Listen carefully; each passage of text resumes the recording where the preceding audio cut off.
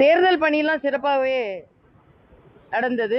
எல்லாரும் நம்பிக்கையோடு காத்திருக்கிறோம். நிச்சயமா தேசிய ஜனநாயக கூட்டணி வெற்றி பெறும்.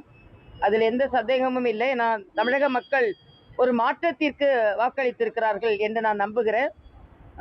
ஏன்னா இன்னைக்கு முதலமைச்சர் சாதனை சாதனை சாதனை அப்படின்னு ட்வீட் போடுறாரு. ஆனா மக்கள் வேதனையில தான் இருந்தாங்க. இன்னைக்கு கூட நீங்க வந்து பாத்தீங்கன்னா கரூர் கிட்ட ஒரு மூதாட்டியை நகைக்காக கொலை செய்திருக்கிறார்கள். அதாவது கொலை கொள்ளை, பெண்களுக்கான பாதுகாப்பு, இவை எல்லாமே ஒரு கேள்விக்குறியாகவே இருந்து கொண்டிருந்தது. அதனால மக்களுக்கு ஒரு ரிலீஃப் கிடைக்கணும், மக்களுக்கு வந்து ஒரு பாதுகாப்பு கிடைக்கணும். தமிழகம் சாதனை, பொருளாதாரத்துல இரட்டை இலக்கை சாதனை என்று சாதனையாக முதலமைச்சர் அதை இன்னைக்கு ட்வீட் செய்திருக்கிறார்.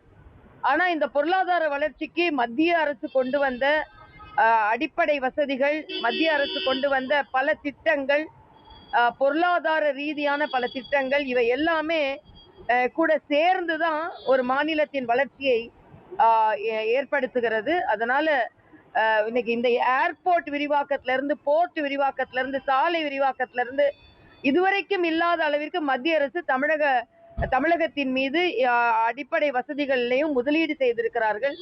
அதனால மத்திய அரசின் பங்கு இதுல இருக்கிறது. நீங்க யூபிஏ அரசாங்கம் ஆட்சி செய்யும் பொழுது எவ்வளவு இலக்கை கொண்டு வந்தீங்க, நீங்களும் இங்கதான் ஆட்சியில் இருந்தீங்க என்பதை முதலமைச்சர் முதலில் சிந்திக்க வேண்டும் என்பது எனது கருத்து. மற்ற மாநிலங்களோட சண்டை போடல, தெற்காசியாவிலேயே முதன்மையான மாநிலம் தமிழ்நாட்டில் உருவாக்கணும்ன்ற மாதிரி என்ன, நிலவு கூட செவ்வாய் கிரகம் கூட தான் நம்ம போட்டி போடணும். அதாவது நீங்க இப்படியே பேசி கொண்டு இருக்கிறத பார்த்து கடன் வாங்கினதை பற்றி ஏன் பேசல? இன்னைக்கு ஒரு 5 ஆண்டுகளுக்குள்ள ஒரு வருடத்திற்கு ஏறக்குறைய 1.5 லட்சம் கோடி கடன் வாங்கிட்டு அப்புறம் பொருளாதார வளர்ச்சி பத்தி பேசினா தெற்காசியால நான் போட்டி போடுறேன்னு சொன்னா எப்படி?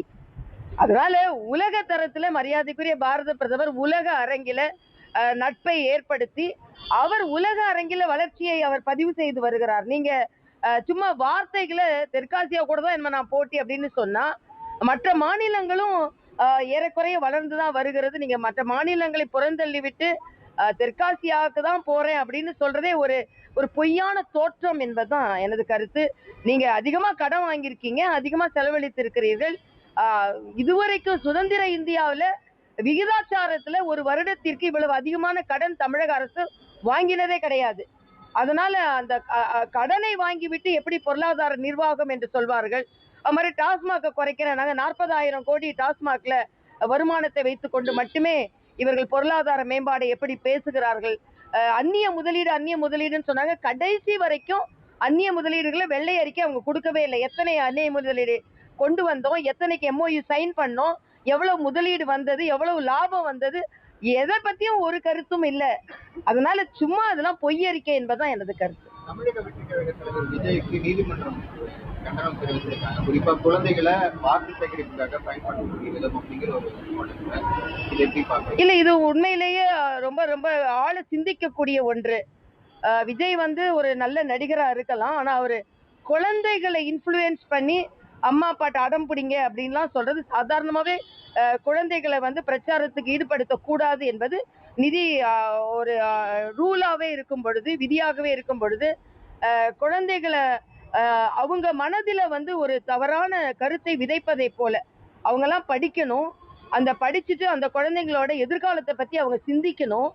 அப்படி இருக்கிற காலத்துல நம்ம கல்லூரியை தாண்டி அவங்க வந்து ஓட்டை பற்றியோ மற்றதை பற்றியோ சிந்தித்தா பரவாயில்ல. அதனால்தான் வாக்களிக்கிறதுக்கு என்று ஒரு வயது இருக்கிறது, அதை பற்றி சிந்திக்கிறதுக்கு என்று ஒரு வயது இருக்கிறது. இந்த வயதுல குழந்தைகளை இப்படி பழக்கணும்னா அவங்களோட எதிர்காலம் பாதிக்கப்படும் என்பதை தம்பி விஜய் கொஞ்சம் உணரணும் என்பது, இது எல்லாமே ரொம்ப சுயநல அரசியலை நோக்கி சென்று கொண்டு இருக்கிறதோ என்று பயமாக இருக்கிறது என்பது எனது கருத்து.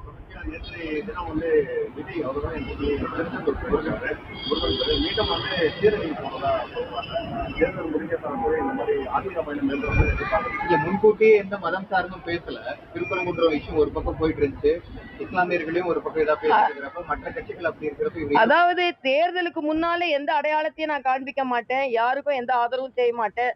திருப்பரங்குன்றத்துல இந்து மன உணர்வு புண்படுத்த போது சில வார்த்தைகளை அவர் சொல்லி இருக்கலாம். ஆனா இன்னைக்கு வந்து சில அடையாளங்களை அவர்கள் வந்து தேர்தலுக்கு அப்புறம், நாம இப்போ இறைவனை எல்லாரும் கும்பிடுறது ஆரோக்கியமான ஒன்றுதான். ஆன்மீக பயணத்தை நான் என்னைக்குமே குற்றம் சொல்ல மாட்டேன். அட்லீஸ்ட் அவர் வந்து நான் வந்து வெளிப்படையா சாமி கும்பிடுறாரு. அண்ணன் ஸ்டாலின் மாதிரி கொடைக்கானல் போறேன்னு சொல்லிட்டு அவரு சாமி கும்பிடாம மற்றவங்களை சாமி கும்பிட வச்சு அதோட பலனை அவர் அனுபவிக்கலாம் நினைக்காம நேரடியாவது சாமி கும்பிடுறாரு. அந்த வகையில நான் பாராட்டி தான் ஆக வேண்டும்.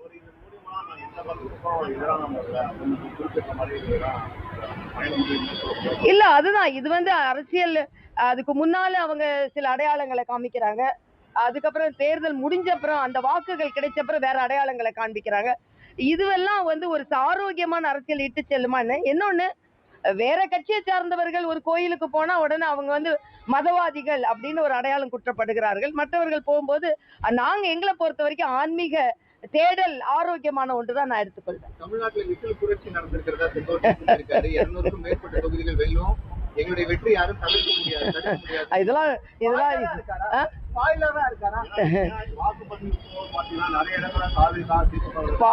அதாவது ஸ்பாயிலரா இருப்பாரு, சில இடத்துல வந்து ஃபெசிலிட்டேட்டரா இருப்பாரு, சில இடத்துல வந்து ஃபால்ட்டி பிளேயரா இருப்பாரு. அதெல்லாம் கரெக்ட்.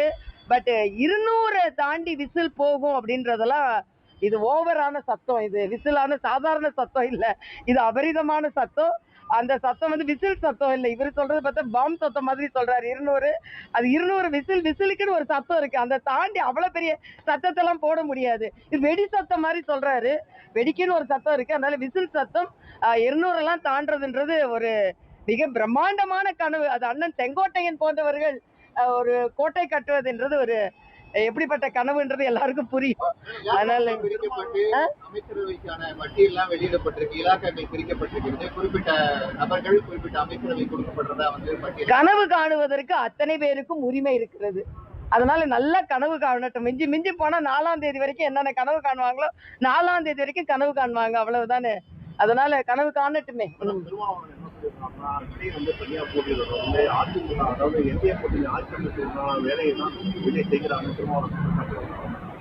இல்ல, அண்ணன் திருமாவளவன் வந்து ரொம்ப குழம்பி போய் இருக்கிறார். ஒரு நேரம் ஒன்னு பேசுறாரு. இப்போ விஜய்க்கு வேண்டியவங்க சில பேர் வந்து அவர் இந்த ஓட்டை பிரிக்கிறாரு, அந்த ஓட்டை பிரிக்கிறாருன்னு. முதல்ல அவரோட ஓட்டை அவர் பிரிக்க முடியுமான்னு எனக்கு தெரியல. அதனால இன்னைக்கு வந்து ஒரு ஆன்மீக தேடலுக்கு போட்டோம். அதுக்கப்புறம் தேர்தல் முடிந்த அப்புறம் அதான் தினம் போட்டும். அதுக்கப்புறம் முடிச்ச அப்புறம் ஷூட்டிங்க்கு இடம் தேட போவாரான்றது ஒரு சந்தேகமா இருக்கு எனக்கு.